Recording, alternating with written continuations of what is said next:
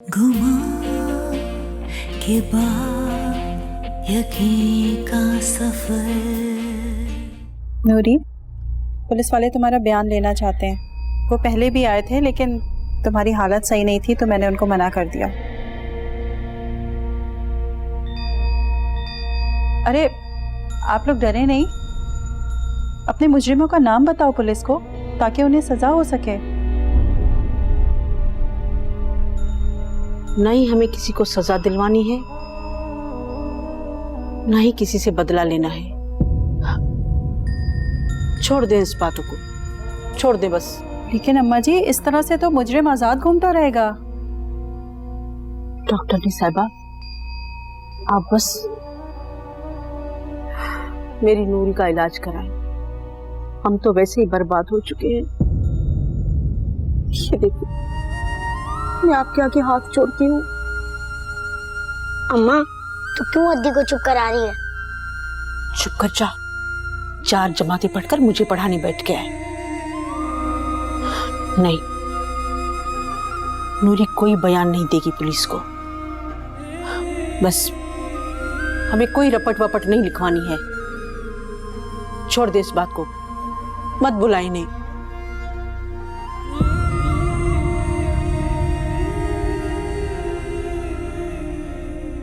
जबकि तब वो आईनी तरमीम के खिलाफ केस मेरा कोई बहुत पॉपुलर कदम नहीं था, बड़ी मुखालफत का सामना था।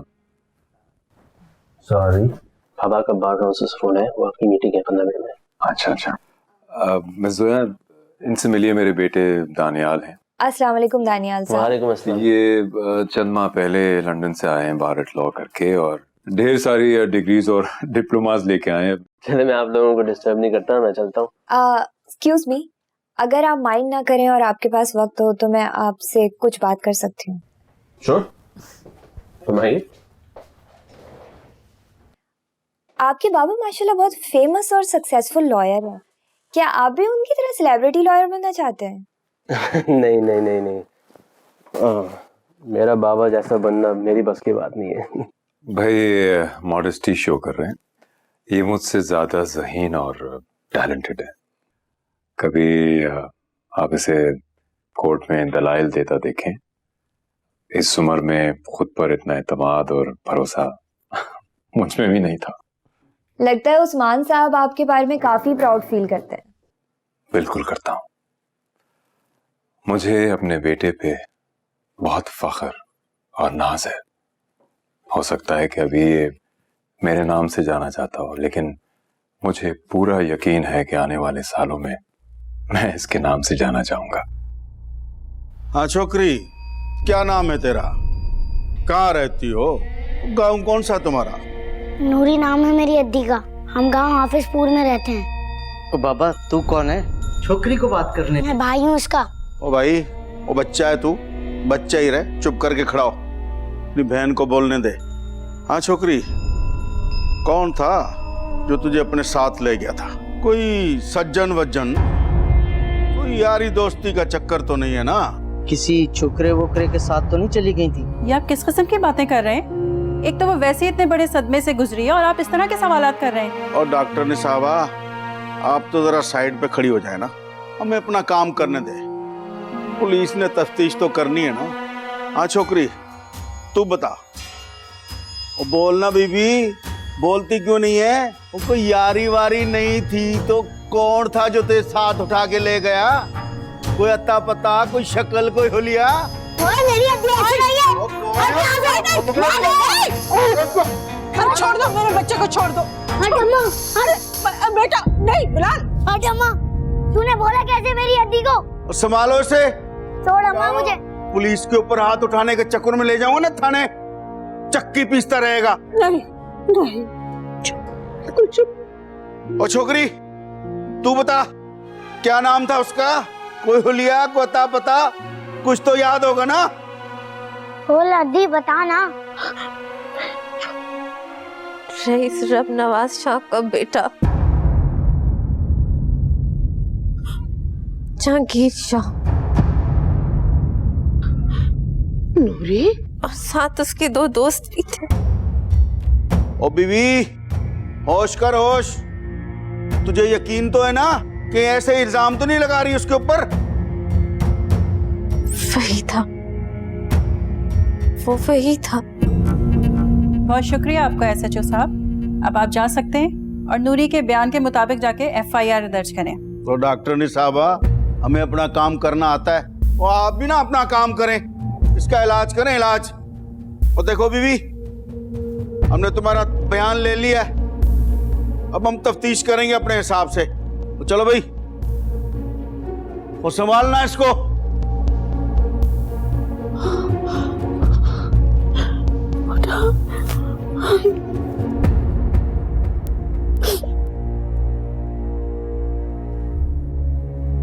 अरे भाई, तुम अभी तक यहीं घूम रहे हो हैं? 12 बज रहे हैं, दुकानों पे कब जाओगे भाई? जी बस जा रहा हूँ थोड़ी देर में। और बात सुनो रेहान, वो उस दिन तुम्हारी अम्मा के इंतकाल वाले रोज उनके कफन दफन और स्वयं के खाने के लिए 1 लाख रुपए दिए थे, वो सब के सब उड़ा दिए या उसमें से कुछ बचाया भी है? जी मेरे ख्याल से कुछ पैसे बचे तो हैं। ख्याल जाहिर ना करो, बावर्ची की रसीदें होंगी तुम्हारे पास। इंतकाल के रोज का कड़वा खाना, स्वयं का खाना, इन सब की रसीदें ला के दिखाओ मुझे। जी अच्छा। ये लीजिए अभी गर्मा गर्म चपातियाँ मैंने बनाई हैं। हलीमा भी के हाथ की चपातियाँ आपको पसंद नहीं है ना, इसीलिए मैंने खुद बनाई है। अच्छा किया। तो बात सुनोगे शीमा? जी। वो जो तुम्हारी मरहूमा सास का सारा सामान था तुमने बक्से में डलवा दिया था ना, भिजवाऊंगा किसी दिन वो किसी यतीम खाने में या दारुल अमान में। जी अभी वो मैंने अम्मी का सारा सामान, कपड़े, जूते वगैरह बक्सों में भर दिए। और वो जेवर कहाँ है? जेवर वो लॉकर में ना, आपने उस दिन अम्मी का और मेरा जेवर लॉकर में रखवा दिया था कि आजकल डकैतियां। मेरी पूरी बात सुन लिया करो, फिर मेरा जवाब दिया करो। मैं उस भारी जेवर की बात नहीं कर रहा हूँ, मैं उस जेवर की बात कर रहा हूँ जो मरते वक्त तुम्हारी मरहूमा सास ने पहना हुआ था। वो कहाँ है भाई? उसे इंतकाल के दिन गुस्ल तुमने ही दिलवाया था ना, तो वो जेवर तुम्हारे पास ही होना चाहिए, महफूज। वो जेवर? जी, उसी जेवर की बात कर रहा हूँ। वो तो मैंने दराज में सेफ रखा हुआ है, लेकर आती हूँ। फौरन लेकर आओ, वो जेवर मैं खुद बैंक में रखवाऊंगा। सारा जेवर जोबिया का है। ये तूने क्या किया नूरी? तुझे मैंने मना किया था ना।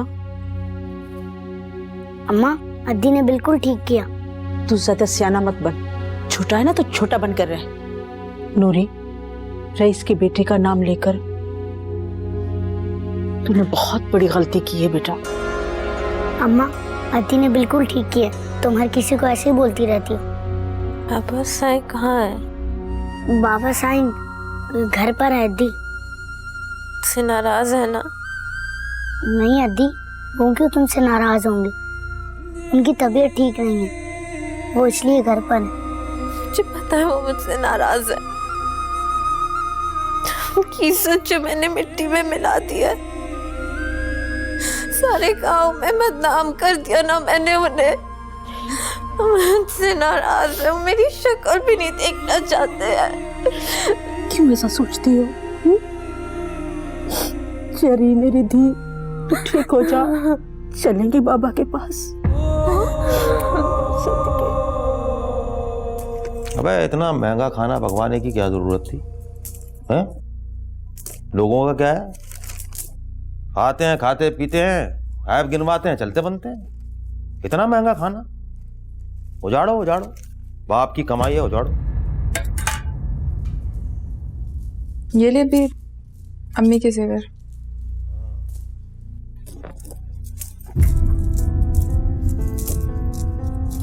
दो चार छः, वही सब क्या है? ये तो 8 चूड़ियां हैं, बाकी की चूड़ियां कहाँ हैं? बात सुनो शीमा, तुम्हारी मरहूमा सास ने मरते वक्त अपने हाथों में 12 सोने की चूड़ियां पहनी हुई थी, गले में सोने की 2 चेनें, उंगलियों में सोने की 4 अंगूठियां और कानों में सोने की झुमकियां। इसमें से तो 4 चूड़ियां, 1 सोने की चेन, 3 अंगूठियां और बाकी झुमकियां, ये कम है। वो सब कहाँ है? वो जेवर ला कर दो। अच्छा, वो जेवर? जी, वो जेवर।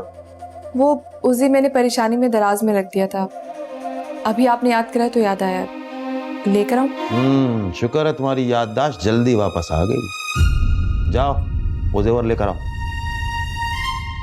रख के भूल गई थी।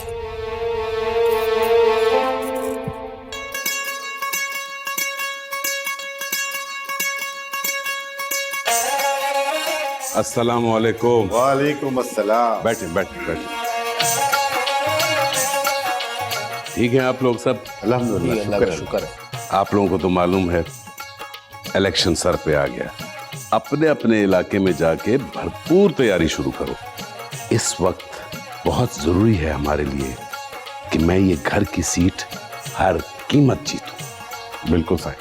पार्टी में मेरी इज्जत का सवाल है भाई, और आप लोगों की भी इज्जत का सवाल है। जी सही। लेकिन साईं, आजकल हमारे मुखालफों की बहुत वाह है हमारे इलाके में, और उनके काम को बड़ा सराह रहे हैं इलाके के लोग, जिसकी वजह से हमारी बात बन नहीं पा रही है। हाँ तो जाओ आप लोग भी काम करो, जितने काम हो सके करो। उसके लिए जितने पैसे चाहिए मैं दूंगा।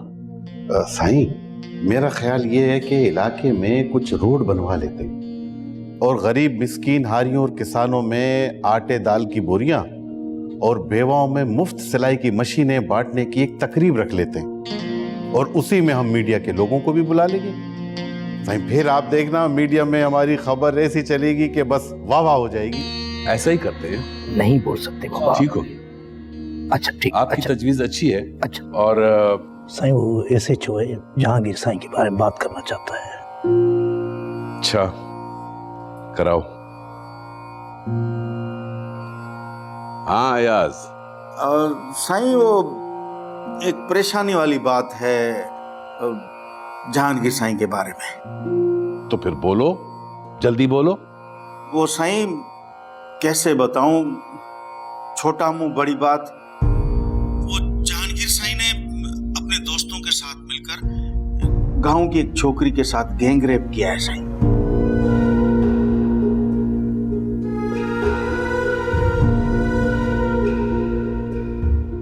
क्या बकवास कर रहे हो?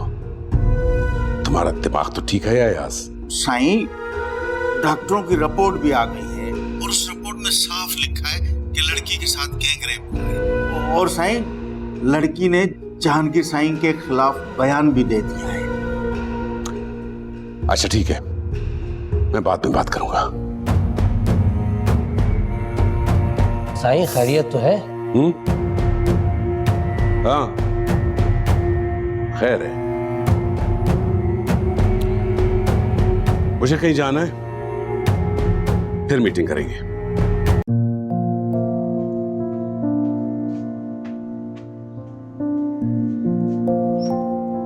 अम्मी, खाने में क्या बनाया? बहुत भूख लगी है, जल्दी से खाना लगा दें। आ गई ज़ूबिया बेटा?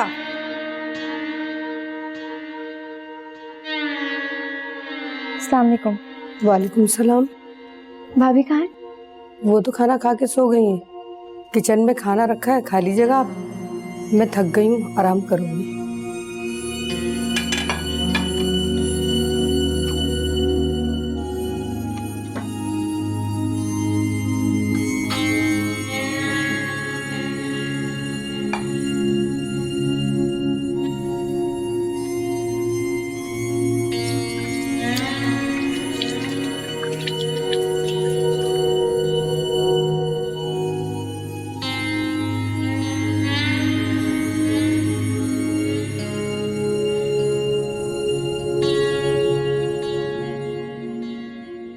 अम्मी कहाँ रह गई? जल्दी आए ना।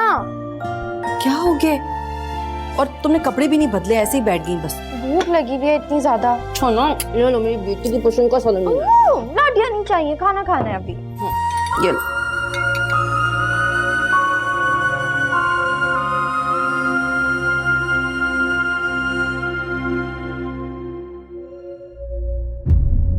जहांगीर कहाँ है? साईं, वो तो सो रहे हैं। इस वक्त सो रहा है? जाओ उसे उठाओ, उसे कहो 1 मिनट में यार। जी साईं।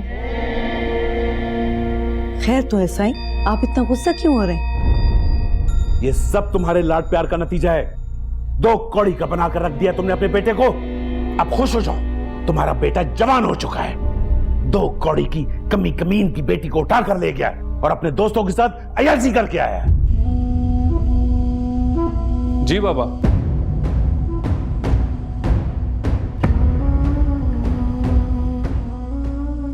बहुत जवानी चढ़ी है ना तुम पर। शहर में एक से एक हसीन लड़की तुम्हारी दोस्त है, सब जानता हूं मैं। तो फिर मैं पूछता हूं, आखिर क्या जरूरत थी तुम्हें गांव में मुंह मारने की?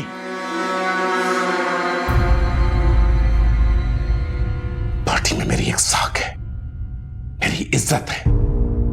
पार्टी लीडरशिप को वरगलाने के लिए मेरे मुखालिफिन दिन रात लगे हुए हैं। यहां पे मेरे मुखालिफिन अलग लगे हुए हैं। मीडिया में अगर इसकी बिनक पड़ गई ना, तो समझो इलेक्शन से पहले मैं इलेक्शन हार जाऊंगा। जहांगीर, तुमने मुझे कहीं का नहीं छोड़ा। बाबा गलती हो गई मुझसे बाबा। बाबा दोस्तों का प्रोग्राम था, माफ कर दें बाबा। बकवास बंद करो। दिल तो चाहता है तुम्हारी गर्दन उतार के रख दूं। साईं माफ कर देना, बच्चा है, माफी मांग रहा है आपसे, आगे एहतियात करेगा। साईं आप मामले को संभाल लेना। अब कान खोलकर सुन लो मेरी बात। जब तक इलेक्शन नहीं होते तुम यहां नजर नहीं आओगे। दफा हो जाओ कराची, और कराची में भी सिर्फ घर और यूनिवर्सिटी, तीसरी कोई जगह ना सुनूं जहां तुम आते जाते होगे। समझ में आया तुम्हें? अब दफा हो जाओ यहां से।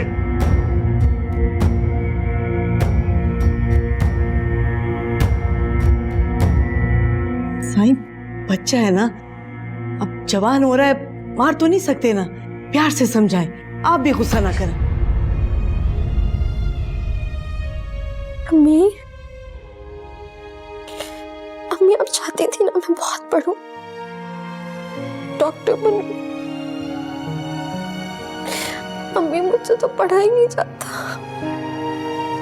मुझसे कुछ नहीं पढ़ा जाता। आपको पता है मेरे पेपर्स होने वाले हैं, लेकिन मेरी कोई तैयारी नहीं। मुझे आप बहुत याद आती है, बहुत याद आती है।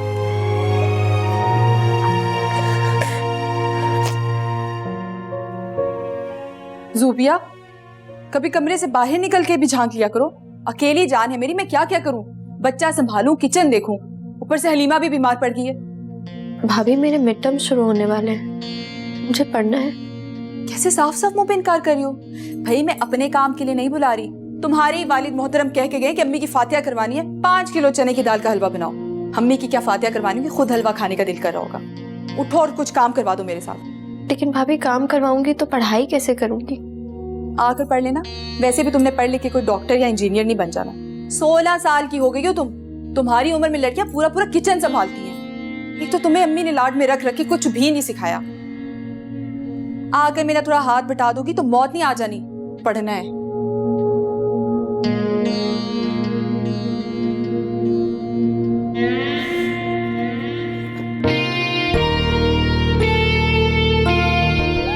कहाँ रह गए तो इनकी समझ में नहीं आ रही। बच्चे को संभालो, पूरा दिन काम। बेटा आ रहे हैं, और हम सब्र कर जो, नहीं तंग करो बेटा। आ रहे पापा।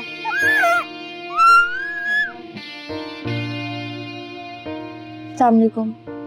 वालेकुम सलाम। तुम यहाँ क्यों बैठी हो? आपका इंतजार कर रही थी, एक काम था आपसे। हाँ बोलो बेटा।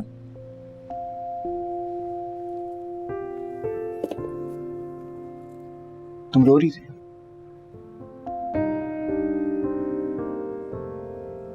मम्मी क्यों चली गई? बेटा बेटा मैं हूं ना तुम्हारे पास हमेशा। क्या कहता हूं मैं तुम्हें? तुम मेरी प्यारी सी नन्ही सी गुड़िया है ना? अब्बी ने अम्मी को कितना मारा था, आपने उन्हें रोका क्यों नहीं? क्यों नहीं बचाया अम्मी को? आप तो बचा सकते थे ना। आपको पता है मैं जब जब अब्बी को देखती हूँ ना, मुझे उनसे और भी ज्यादा नफरत होती है। उनकी शक्ल देखने को दिल ही नहीं करता। उनकी वजह से अम्मी चली गई। ये तुम्हारे हाथ में क्या हुआ? जल गया था। कैसे जल गया? किचन में काम करी थी, घी गिर गया। हलीमा भी और शीमा कहाँ थे जो तुम किचन में काम कर रही थी? रेहान, आप यहाँ बैठे हो? मैं कब से आपका इंतजार कर रही हूँ। परेशानी में मेरा खून खुश्क हो गया कि अल्लाह मेरा मियाँ कहाँ है। खा पियो, आपको परवाह भी नहीं है कि घर बैठ के बीवी आपका इंतजार कर रही होती है। बस अभी आया था, 2 घड़ी इसके पास बैठ गया था। 2 घड़ी आके ना अरहम के पास भी बैठ जाए, वो भी आप ही की औलाद है, जहेज में नहीं लेके आई मैं उसको साथ। पता भी है वो आपको देखे बगैर सोता नहीं है रात को। आप उठ जाए, मेरा मुंह क्या देख रहे हैं? और जुबिया, भाई के घर आते ही उनके कान भरने के अलावा ना कोई ढंग का काम भी कर लिया करो। वैसे तो बड़ी पढ़ाइयां तुम्हें याद आ रही थी, अब फिल्मी हीरोइनों की तरह यहाँ बैठी हुई है। आप उठ रहे? आप अंदर आएंगे तो आपको खाना दूंगी, अरहम को सुलाऊंगी और फिर खुद जाके कहीं आराम करूंगी मैं। उठ जाए, उठे। बेटा मैं तुमसे कल बात करता हूँ।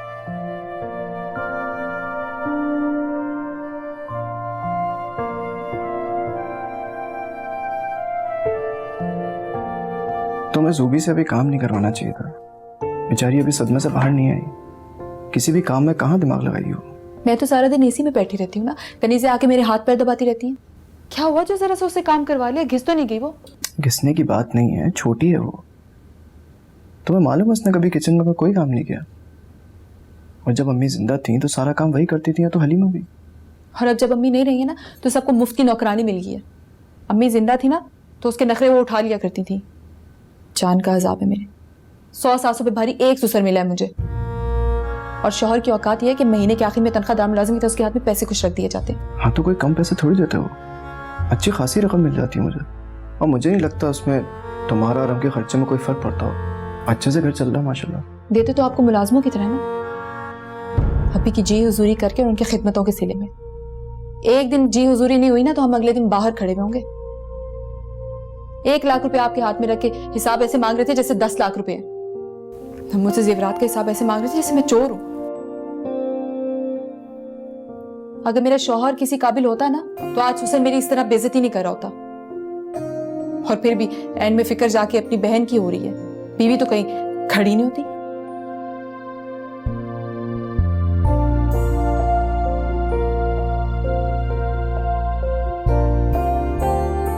सारा दिन खिदमतें मैं करूं और आखिर में बुरी भी मैं ही कहलाऊं। अच्छा ना, मेरा ये मतलब नहीं था। चलो तुम बताओ तुम क्या चाहती हो? मैं बस ये चाहती हूँ कि अपनी बहन से हट के मेरे और अरहम के बारे में भी थोड़ा सा सोच लें।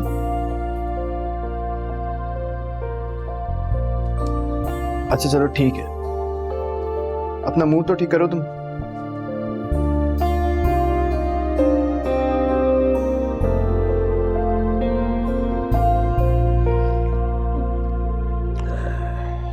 चाय ले आओ हलीमा।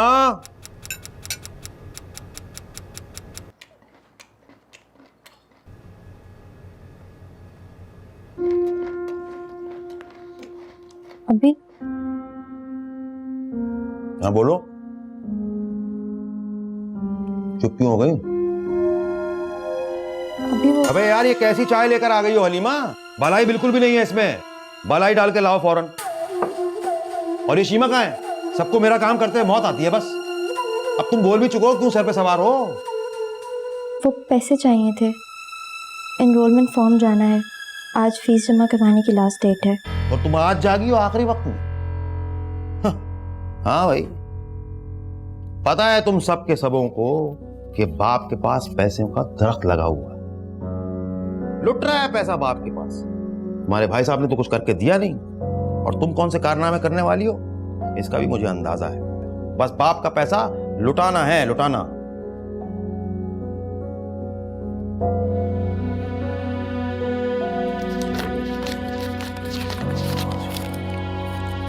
ये लो 5,000 रुपए।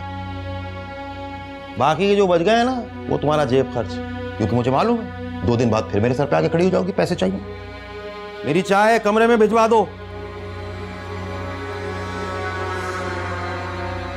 और तुम्हारी चादर कहाँ है? ऐसे जाओगी कॉलेज? नहीं, कमरे में है, उठ के जाऊंगी। खुले सर वाली औरत पर शैतान भी लानत भेजता है। घर घर पे भी सर ढक के रहा करो।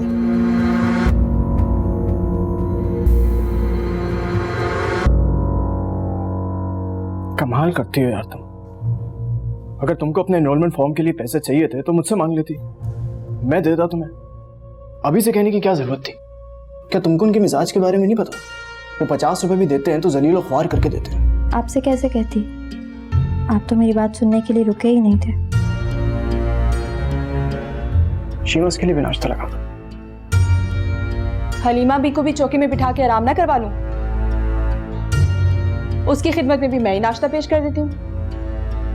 नहीं, मुझे भूख नहीं है, वैसे भी वैन आने वाली है, देर हो जाएगी।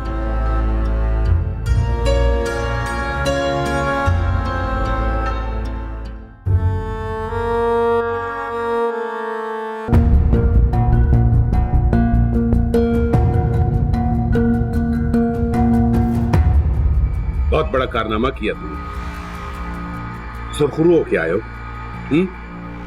तुम वही हो ना जिसने तरले किए थे यहां तैनात होने के लिए? याद है कुछ के सब कुछ भूल गए हो? बाबा साईं, ये बात भला मैं कैसे भूल सकता हूँ? मैं, मेरी बीवी, मेरे बच्चे सब आपको झोलियां भर के दुआएं देते हैं बाबा साईं। वफादार हूँ आपका। वफादारी वफादारी तो खूब निभा रहे हो। गांव की एक कमी कमीन की बेटी रब नवाज शाह के बेटे को रेपिस्ट कहती है और तुम उसका बयान कलम बंद करके मुझे फोन खड़का देते हो। बाबा साईं, बस गलती हो गई है। हम तो वैसे भी आपके नमकखार हैं। इस लड़की का बयान तो तुमने ले लिया, डॉक्टर की रिपोर्ट भी आ गई। अब क्या मासूम बनकर हमारे खिलाफ एफआईआर भी काटोगे? बाबा साईं, एफआईआर कटने का तो सवाल ही पैदा नहीं होता। तुम अब क्या करोगे, कैसे करोगे, मुझे नहीं पता।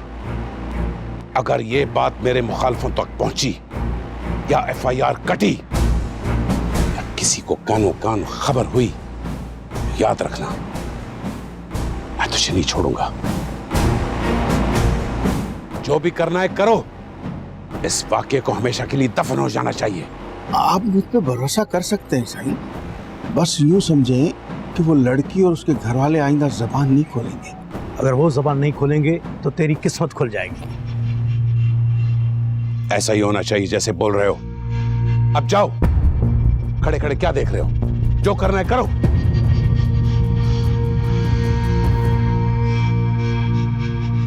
असफी की कितनी कमी महसूस होती है ना। घर में एकदम सन्नाटा सा हो गया है। उस जैसा इस घर में है कौन? इतनी बातें, इतना खिलंडरा। दानियाल तो बिल्कुल अलग किस्म का लड़का है, बहुत संजीदा मिजाज है वो। भाई ये दानियाल है कहाँ? अब मामू जान, उनकी कोई इम्पोर्टेंट कॉल आई थी तो वो आ गए। आओ दानियाल, मैं भी केती से तुम्हारे बारे में पूछ रहा था। किसकी कॉल आ गई थी भाई? ये वो जो जिलानी एडवोकेसी फर्म से शाहिद जिलानी की कॉल आई थी। अरे शाहिद जिलानी तो मेरे पुराने वाकिफों में से है, मगर बात क्या है कि शाहिद जिलानी को तुम्हें खुद कॉल करके बात करनी पड़ गई। वो चाहते हैं कि मैं अपनी केस की तारीख आगे कर दूं। फिर तुमने क्या कहा? बाबा जी, उनकी चालाकी है, वो चाहते हैं मैं केस दे कर रहा हूं। ऊपर से उन्होंने मुझे इनडायरेक्टली रिश्वत भी ऑफर की है। मैंने कुछ साफ साफ मना कर दिया है। मेरी लॉयल्टी मेरे क्लाइंट और प्रोफेशन के साथ है। हाँ, लेकिन अगर उन्होंने खुद कॉल की थी तो तुम्हें जरा धीमे लहजे में बात करनी चाहिए थी। इस केस में उनकी फर्म की साख दाव पे लगी है। ऑब्वियसली उनके लिए इज्जत का सवाल है। लेकिन बाबा, अगर मैं केस जीत रहा हूं तो मैं क्यों उनको डिले कर रहा हूं? मेरे असूल इस बात की इजाजत नहीं देते। फिर भी मैं यही कहूंगा कि असूल अपनी जगह है। इतना रिजिड होना भी मुनासिब नहीं है। दूसरों को कंसिडर करके साथ लेके चलना पड़ता है हमारे काम। मैं अपने असूल पर समझौता नहीं कर सकता। भाई, आप बाप बेटा हर वक्त यही बात करते रहेंगे, कोर्ट एंड केसेस। कभी तो सोच लें कि आप घर पे हैं और गेती का ही ख्याल कर लें। ये बेचारी समझ रही होगी मैं कहाँ फंस गई। नहीं मानी जान, ऐसी बात नहीं है। It's okay. अच्छा भाई, बेगम साहबा नहीं डिस्कस करते केस, आप बताएं आप क्या कह रही थी? दानियाल, आपको चाय दूं? नहीं, मैं ठीक। चाय तो पियो ना। मैं ठीक हूँ बाबा।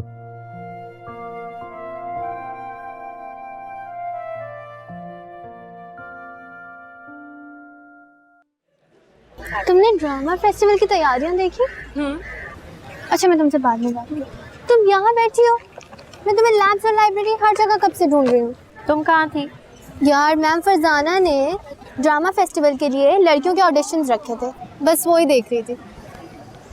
अच्छे रोल्स से BA और BSc वाली लड़कियों को ही मिल रहे हैं, हम FSc वाली लड़कियों को तो ऐसे छोटे मोटे रोल्स ही मिल रहे हैं। सुनो, क्यों ना हम भी चलकर ऑडिशन दें? तुम पागल हो गई हो? मुझसे नहीं होगा ये सब कुछ।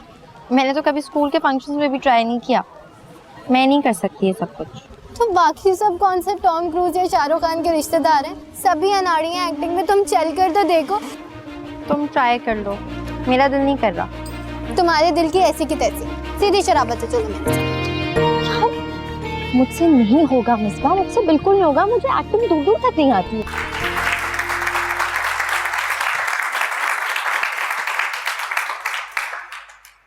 और अब मैं आखिर में दावत दूंगी हमारे चीफ गेस्ट मोहतरम रब नवाज शाह साहब को। पिछले 50 सालों से इनका ख़ानदान पाकिस्तान की सियासत में नुमाया किरदार अदा कर रहा है। शाह साहब मुख्तलिफ अदवार में वफाकी वज़ीर, सेनेटर, अपोजिशन लीडर और सूबाई असम्बली के मेंबर रह चुके हैं। अपनी वजारत के दौर में इन्होंने ख़वातीन के फलाह बहबूद के लिए कई बेमिसाल काम सर अंजाम दिए हैं, जिसमें सर फहरिस्त ख़वातीन के हकूक़ के तहफ़्फ़ुज़ के लिए असम्बली से बिल मंजूर करवाना था। अब मैं आप लोगों का ज़्यादा वक्त नहीं लूँगी। शाह साहब प्लीज़ स्टेज पे आएँ और आज ख़वातीन के आलमी दिन के हवाले से हमें अपनी राय और ख़यालात से आगाह करें। तशरीफ़ लाते हैं जनाब रब नवाज शाह।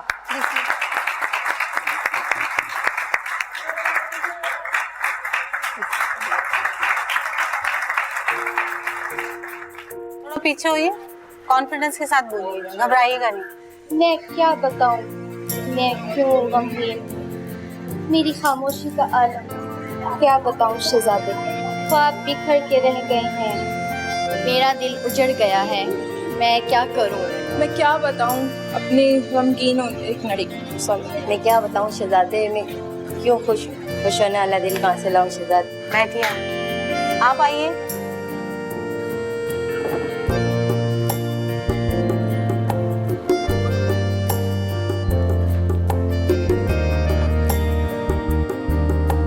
बोलिए।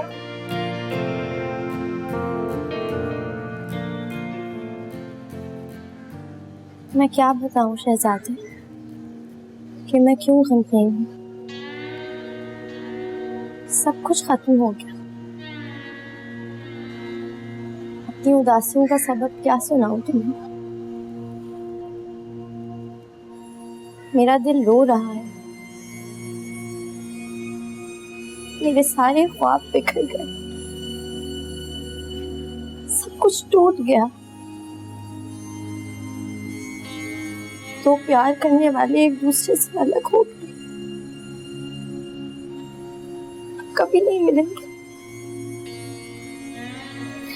हम कभी नहीं मिलेंगे, हम कभी नहीं मिलेंगे। मैं इंतज़ामिया का शुक्रिया अदा करना चाहूँगा जिन्होंने मुझे आज मौका दिया इजहार ख्याल का। ये एक बहुत स्पेशल दिन है, ख़वातीन का आलमी दिन, और ये इसलिए स्पेशल है कि ख़वातीन जो हैं हमारे मुस्तक़बिल के मेमारों की तालीम और तरबियत की ज़िम्मेदारी उन पे आयद होती है। ख़वातीन पर तशद्दुद नफ्सियाती हो या जिस्मानी, हमें उसकी पुरज़ोर मज़म्मत करनी चाहिए। ना सिर्फ ये कि हमें उसकी मज़म्मत करनी चाहिए, बल्कि उसके खिलाफ अमली इक़दामात भी करने चाहिए।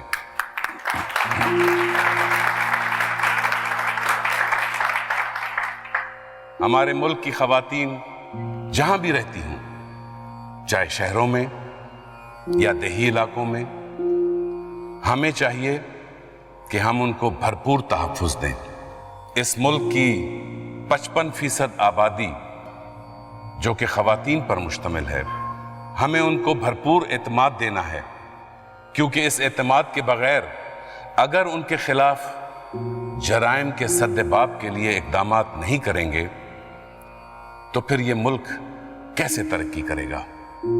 हमें चाहिए कि हम खवातीन को ना सिर्फ उनके घरों में बल्कि उनके वर्क प्लेस पे जहां वो काम करती हैं भरपूर इज्जत और हर किस्म का तहफ़्फ़ुज़ फराहम करें।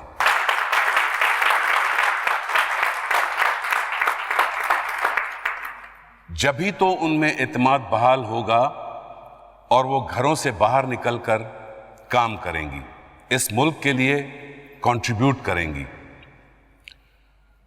अनफॉर्चुनेटली खवातीन के खिलाफ जो जराइम परवान चढ़ रहे हैं हमारे मुल्क में, जिनमें रेप, जिनमें तेजाब फेंकना, जिनमें मारपीट, हम इसकी भरपूर मजम्मत करते हैं। हम ना सिर्फ मजम्मत करते हैं बल्कि मैं इस चीज पर भी जोर दूंगा कि हम सबको मिलकर इसके खिलाफ अपना अपना किरदार अदा करना होगा।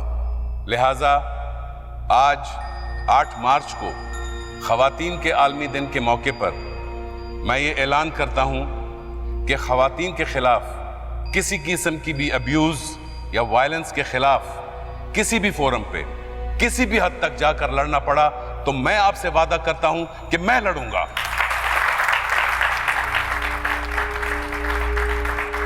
गुमा के बाद यकीन का सफर